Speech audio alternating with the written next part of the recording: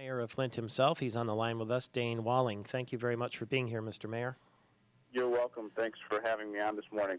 What is your reaction to former Representative Risen's very passionate request? Well, I can tell you that everyone in this community is very concerned about public safety. I've gone ward by ward all across this city, and every community has said public safety needs to be the top priority in our community.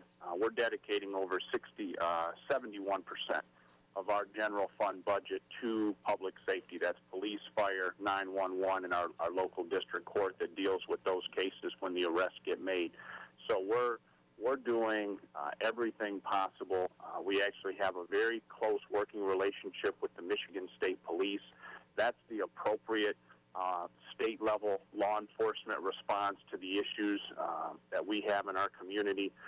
The state police has one squadron that patrols full-time in the city of Flint. That's been as high this summer as 3 full squadrons working the city as needed through our ongoing communication through the chief and the Michigan State Police colonel. So we're working very closely on these issues, and I'd just like to challenge something that was just said here.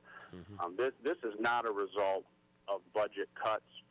We want to have the largest public safety force we can afford, but it was just 4 years ago where this community had 55 homicides. Flint has struggled with public safety, with violent crime rates year after year. This is attributed to Great Depression level unemployment. The guns and the drugs and the gangs have infested too many of our neighborhoods, and I sympathize with citizens who are concerned about public safety. And we need to keep working together the way we have been to address those issues. There's no straight line between these crime numbers and a budget. City of Flint's had all kinds of different budget levels in the past, much higher police force levels in the past, and we've still had those violent crime rates, unfortunately. You know, Mayor, so often in cases like this, though, we just have to assume that with so many cities facing, these tight budget times, something's got to give, and layoffs are often the result. But you say in the situation right now in Flint, that's not the case, that right now it's a matter of the slow-going economy, and people who maybe in the past wouldn't consider getting involved in crime now are because of the economic situation being what it is. Is that what you're saying? Well, it's never an excuse, but the reality is if you've had folks who year after year after year can't find a way to make a living, then unfortunately too many of them are going to get drawn into those life of guns and drugs and violence. So it's a public problem. This is not a military problem. It's not a combat zone problem. It's a community problem.